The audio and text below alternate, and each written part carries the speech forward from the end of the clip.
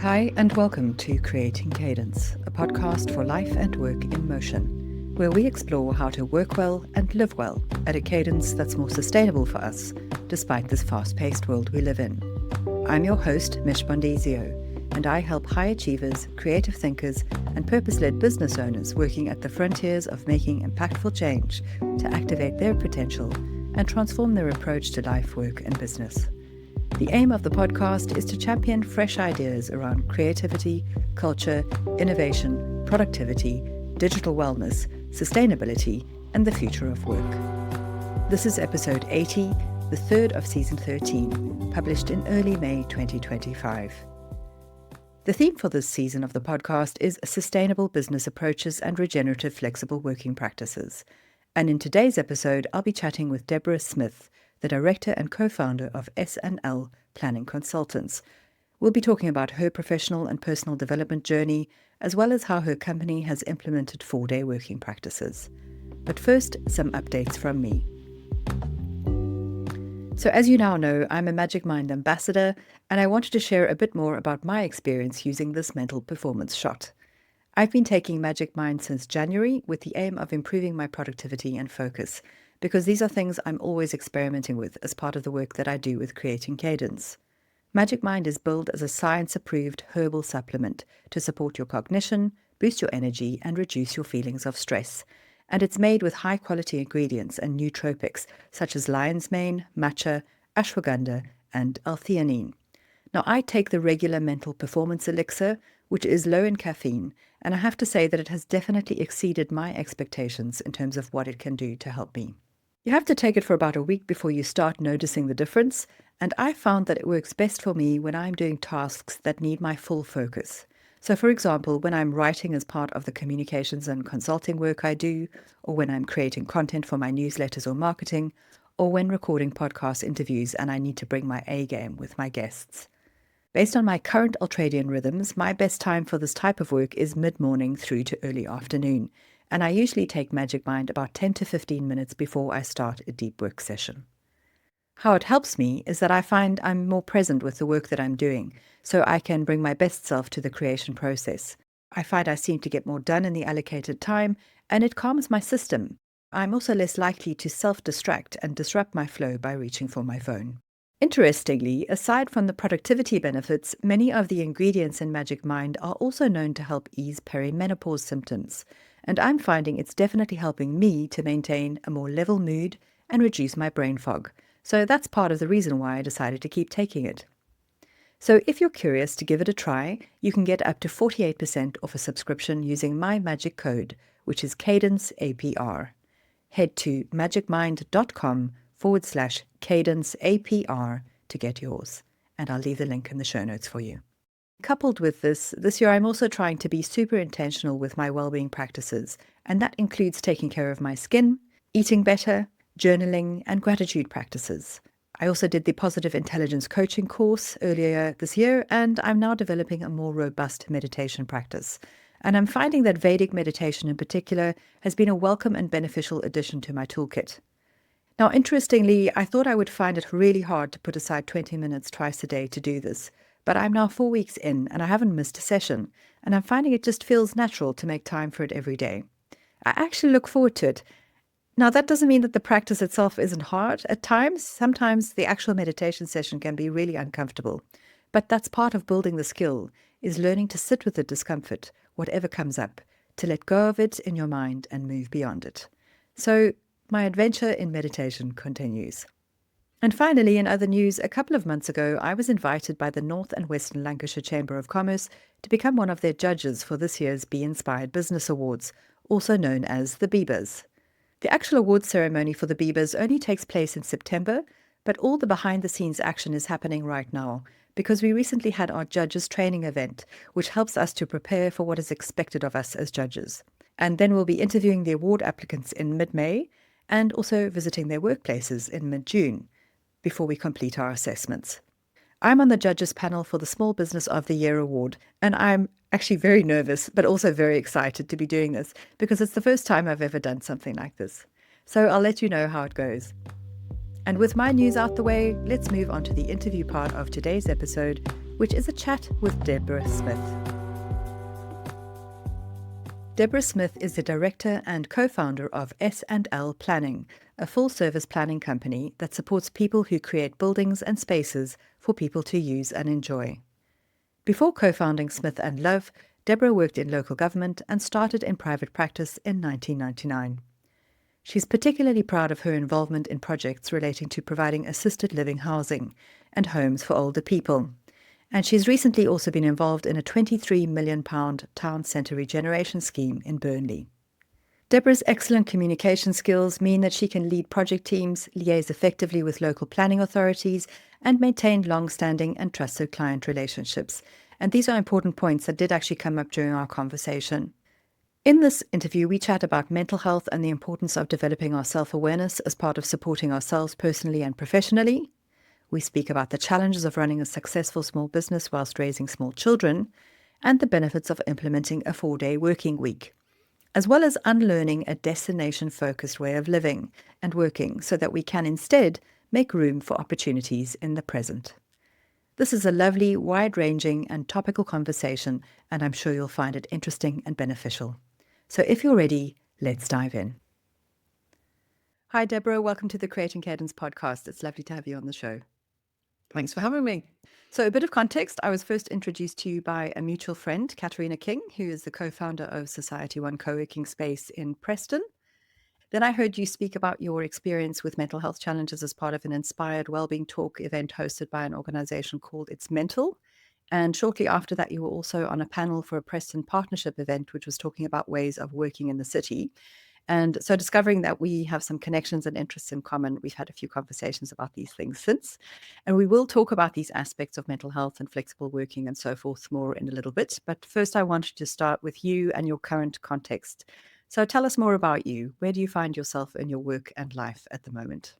In a good place, which is a great thing after, setting up a business and having children. And yeah, I've come to a time in my life where I am in a great place. So yeah, I'm co-owner of a town planning consultancy based in Preston.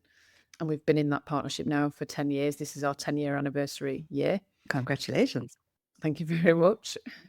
And then prior to that, I was a solo planning consultant. Mm-hmm. And then prior to that, I was in a national planning practice, and I've worked in a local authority, and I've worked for a small practice. So I've worked in various different planning roles in different businesses, which has all been great experience. But yeah, this time in my life, it's good. I'm married with 2 children. One's 15, one's 18, one's just gone to university. So wow, big changes. Big changes, yeah. So I feel like I've got a bit of my old self back in a way, the bit that you lose, I think, in motherhood. Mm-hmm. So yeah, it's exciting. Exciting because you're freeing up time to explore yourself again. Yeah, really enjoyable. That's excellent. So a key theme of the podcast is around intentional productivity and the foundational self-care practices that we engage in to support ourselves better so we can show up better in life and work. What regular habits, routines, or activities do you engage in to help you manage your stress and be more productive so you can show up and be resilient over the long haul? And are there any challenges that you experience in that regard? So that's been the journey of the past 15 years, really, to get to this great place I feel that I'm in right now. And it's required a lot of practice. It's been a very up and down journey, but I recognise the importance of self-care, that it's an essential component of us as human beings if you are going to lead a sustainable life. And it's taken effort and it's taken practice. It's taken a lot of reading and it's taken a lot of practice, intentional practice. So some of the things that I do on a regular basis include meditation. Mm-hmm. I read a lot. I do a lot of micro learning, let's say. And that really has been to develop a heightened sense of self-awareness. Mm-hmm. That was the intention. That was the plan. And what I mean by that is really just knowing who you are, who you show up as, the things that trigger you. So, and some of that has been painful. Some of that has been really painful learning, as you reveal your shadow self to yourself and learn about the aspects of your ego maybe that you weren't aware of initially, that you were totally switched off to. And some of that can be quite painful, but it's been a tough journey at times. But now I think I can see the reward in that because I'm very conscious now of the things that trigger me And when you become conscious of them, actually there are far fewer things that trigger you. that was the aim. And you're just better able to relate to people. So that reading, learning, practicing, that's been a conscious effort really for a 15-year period now. But it really picked up from 2018. I had a bit of a bad patch 2018 when the children were very small. The business took off. Outwardly, it looked very successful.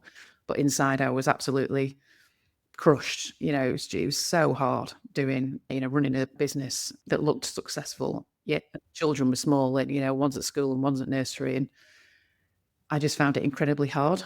So I had to develop these practices. That's when I moved into yoga. That's where I started. Then I moved into meditation. Then I moved into a lot of reading. But now on a daily basis, the things that I do now to maintain all of that learning for, maintenance purposes are things like, because I've developed a heightened sense of self-awareness, I know when I need a break and I will take that break. Mm-hmm. Because I know the break will do me good for the rest of the day, or the break will do me good for the rest of the week. It's not always easy, you just got demands on your time like anybody else. Lack of time is something that we all seem to say that we have, but I think sometimes it's how you choose to spend your time. Yeah. And what you choose to spend your time on, so taking breaks, even taking solo breaks, is something that I've done in the past few years. Going off on a trip, I just did it for 24 hours to a hotel in the Lake District a few years ago.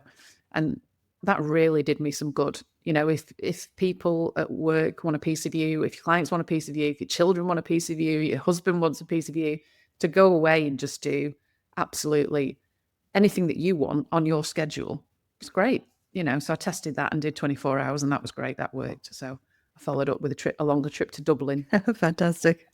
Last year, I think I went. So yeah, I need one in the diary for this year. So it's knowing when to take the breaks. I got back into exercise in a bigger way at the end of last year, and I've picked it up again, taking it to another level in the past few weeks, really. Mm-hmm. And again, I've noticed that has had a big impact on my energy levels, giving me more energy. So that has been a real positive, because that's something that I used to do a lot pre-children. Mm-hmm. So I think doing things that you enjoy that are not work bring more energy to work. I think a lot of people focus on work as the be all and end all. They say, "Oh, I don't like work. I'm fed up with work," and and they expect work to give them everything that they need in their lives. Sure, we spend a lot of time at work, Mm-hmm. but I think sometimes if you have a problem at work, go and look somewhere else. Go and take up a new hobby. Yeah. Go and exercise, go and walk in nature, do breath work, meditate, yoga, whatever you need to do for you, whatever creates some joy. And don't place all the emphasis on work. And I don't say that just as an employer. I'm not saying that. I'm saying that from experience. Mm-hmm. Those are all really sage points that you've mentioned.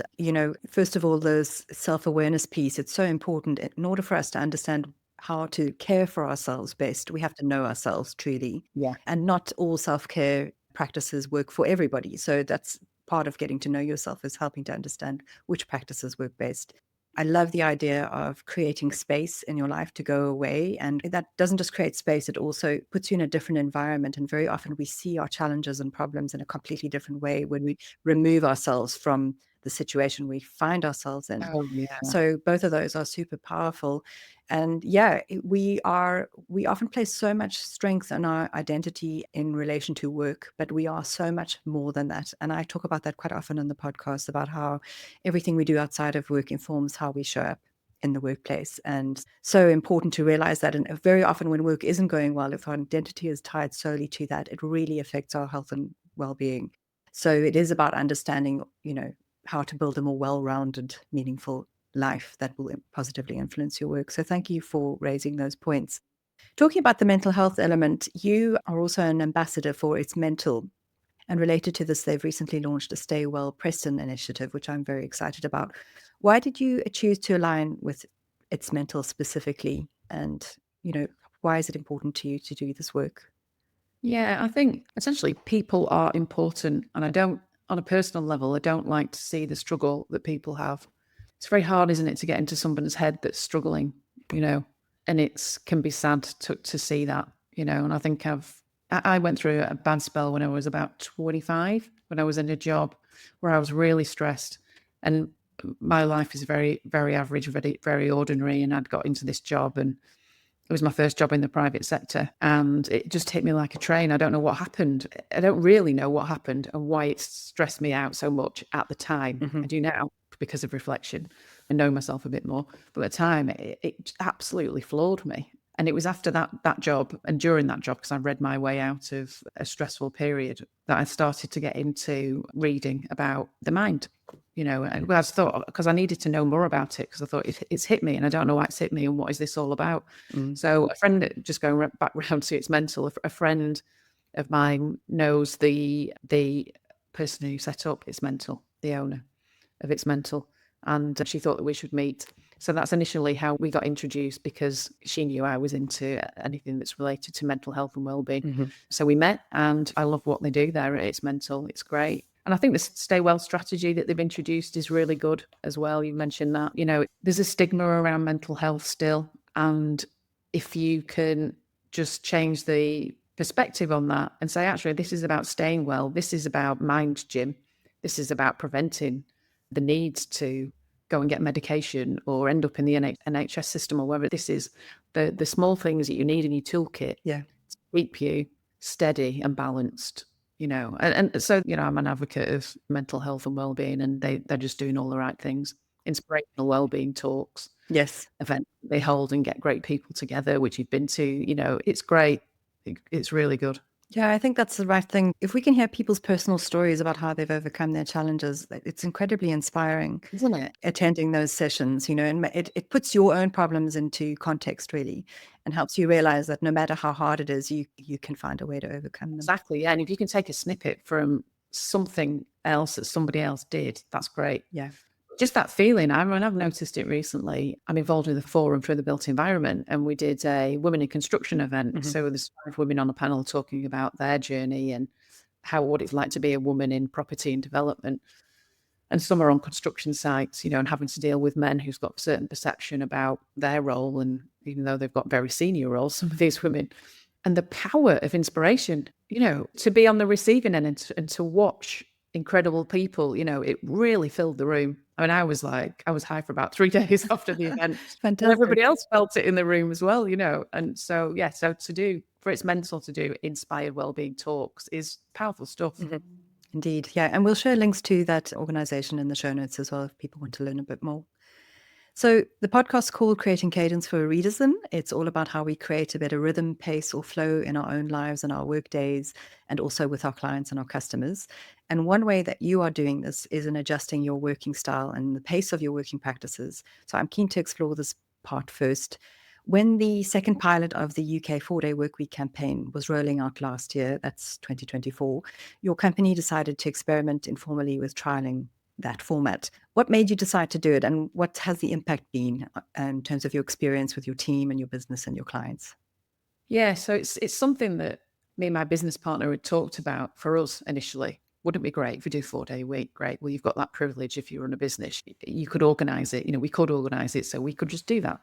But there was this real sense of, we operate a very flat structure at work. It's not a hierarchy. And for me, there was a real sense of not leaving anybody behind. It just didn't feel right for us not to all do it, because we're only a small team, I feel like we're all in it together, really. So, yeah, and I'd followed the first trial. There's a landscape practice in Manchester that I'd followed. I'd followed their journey throughout the first trial. Right. And I'd bought a book on it, and I used to follow it in the press and see articles and things. So I was already interested, because I think the balance between work and home isn't right. I think we place, like you say, even status, we place a lot of our time and attention on work, and the balance just doesn't feel right. And I thought, I wonder if we could do 4 days a week and we could maintain our productivity, and could we make it work? So I thought, right, well, let's go for a trial. So ahead of the second UK trial, we'd put things in place already to get started. And I don't think you're ever going to be ready fully. You just need to go and have a go. So we were just like, okay, we're going to have a go at this and see how it goes. But as soon as we started talking to the team about it, there was already a sense of will, and yes, we can make this work. And already, what can I do for you? And do you need any help on that? And, it just created this real team spirit. It really surprised me before we'd even started. Oh, fantastic. So yeah, productivity increased. There were a few things that we needed to do, like, if someone's doing deep focus work, we'll take messages for them. We know sometimes work might spill into the Friday, but we do it on a rota. So there is cover on a Friday in the office. Okay. So yeah, we take it, the way we do it is we'll do 3 Fridays off and work 1 Friday.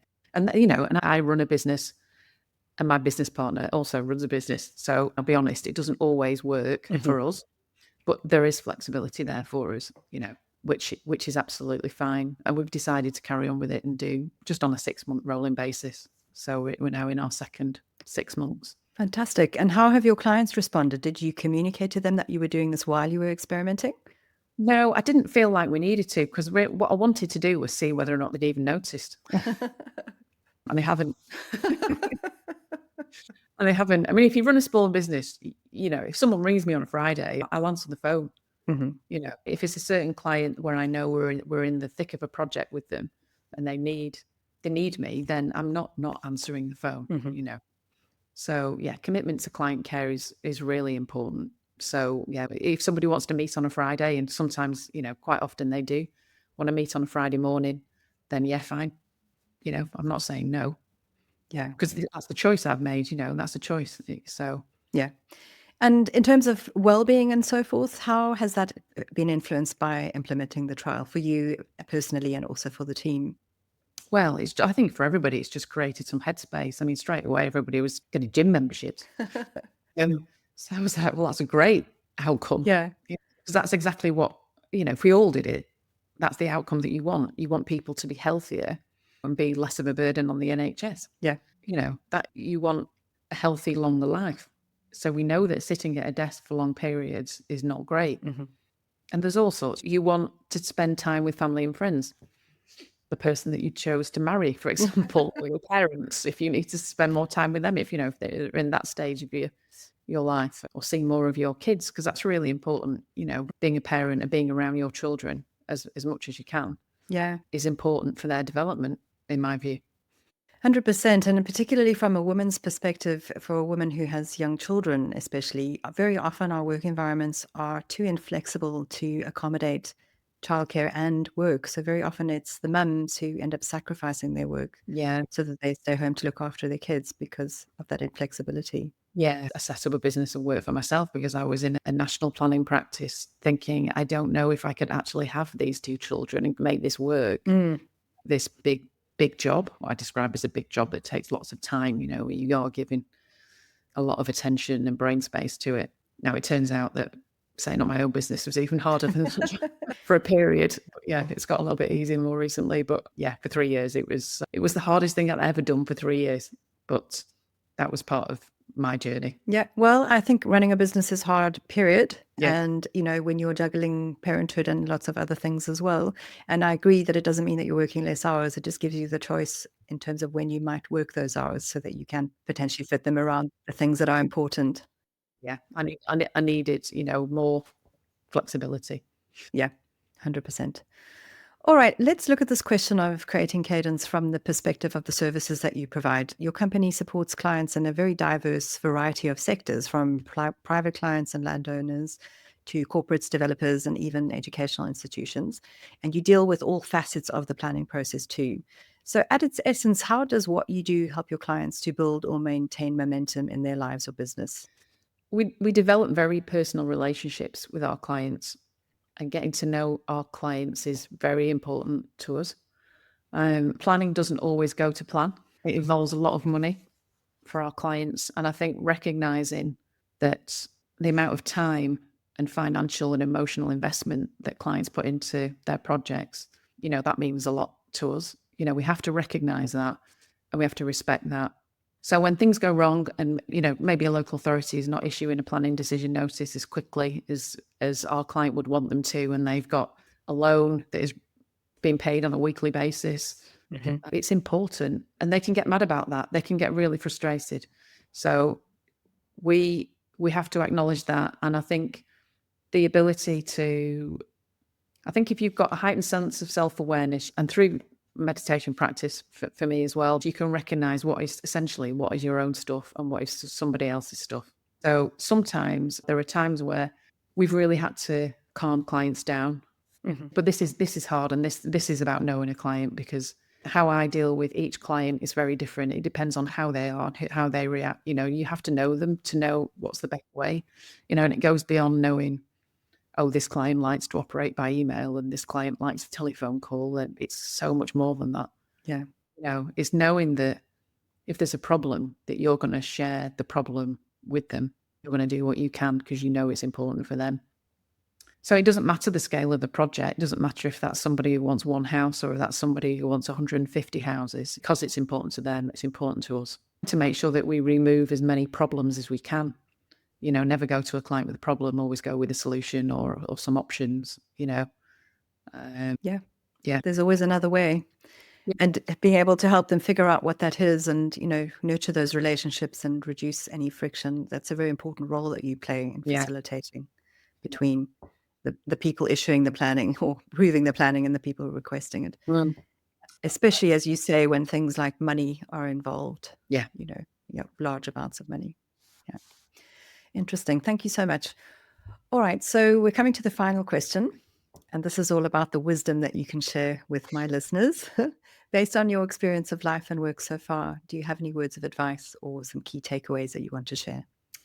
Self-awareness, definitely. I've said it already. I've said it 100 times. If you're struggling in life, then go and read, go and watch things on YouTube, go on some courses, whatever it takes, get to know who you are. Do a values exercise. You can buy cards on Amazon, a box of values cards. Values is really important.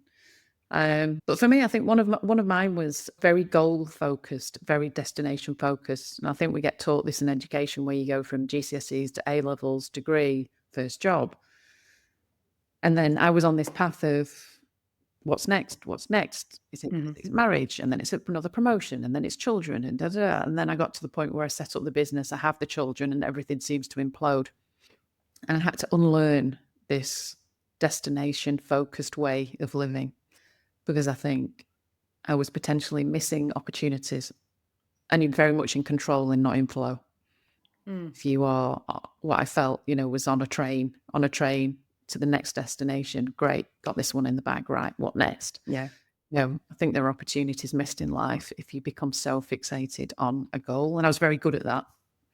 I was very good at being goal focused. You can miss things. Yeah, you can miss things in life. And I think what I missed was being grateful for the present moment. I think that's what I missed in life by operating in that way. So I think to be grateful for where you are, what you've got, not materially, but the people that surround you and what they bring, even though some may be flawed in the same way that I am flawed. To be grateful for the people that are around you, just to develop a different way. The destination way didn't really work for me. To be curious and grateful seemed to be a better way to operate, and it seems to be working because I feel great right now. Excellent. Those are my words of wisdom. Well, I think they're great. And I think that they're more powerful than you realize, because you're bringing in that importance of the self-awareness again, understanding what your values are, what's important to you, and how you connect that to how you see the world, what you do in the world, and not being too future focused that you miss out on everything that's happening in your now. And very often the things that actually bring us the most joy are the small things that we might think are unimportant, but they're special and relevant, and you don't realize that they're important until you obviously become more self-aware. So there's a very important piece there that threads throughout this conversation we've had today. So I really appreciate you sharing that. Thank you. All right, so thanks so much for today. Where can people find you online? They can find us online at sl-planning.co.uk. Okay, great. I'll share those links in the show notes along with the It's Mental and Stay Well Preston initiative. Debbie, thanks so much for your time today. I've enjoyed chatting. Thank you very much. There's so much about this conversation that I found helpful and thought-provoking, particularly the ideas around focusing on the now instead of being so goal-driven in the way that we plan out our careers. And also this idea of developing a more heightened self-awareness, because when we know ourselves, we're better able to align our goals, our dreams, and our needs all together. This conversation is a valuable reminder to be curious, stay present, and find rhythms that work for you, not just for the status quo. So thanks for listening. I'll be back in a few weeks with the next episode, which is an interview with Molly Hughes of Softly Solutions. Until then, keep moving forwards with courage, curiosity, and cadence. And a few quick things before you go. Don't forget, head to magicmind.com/Cadence APR to get up to 48% off a subscription using the code Cadence APR. If you like the show, please share the love by rating it where you listen to it and telling all your friends. You can find out more about what I do at creatingcadence.co, and you can buy my book at thecadenceeffect.com. If you're interested in being a sponsor for the podcast and you have a product or service that aligns with the ethos of creating cadence, intentional productivity, sustainable business, or regenerative working practices, then drop us a line at hello@creatingcadence.co so we can have a chat. The podcast is hosted on Acast and available wherever you listen to your pods, including YouTube. It's edited on Descript, and the current groovy podcast music track is 184 by Skittle from Blue Dot Sessions. So until next time, bye for now.